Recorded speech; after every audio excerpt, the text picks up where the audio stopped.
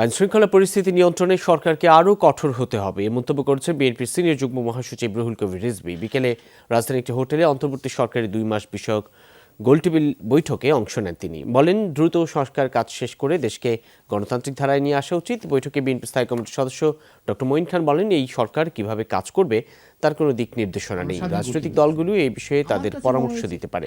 আলোচনায় অন্যান্য বক্তারা বলেন, গণতন্ত্র না থাকার সুযোগে কোনো উগ্রবাদী গোষ্ঠী যেন মাথাচাড়া দিয়ে উঠতে না পারে সেদিকে লক্ষ্য রাখতে হবে। গত 60 দিন আমরা যেভাবে করেছি, আপনি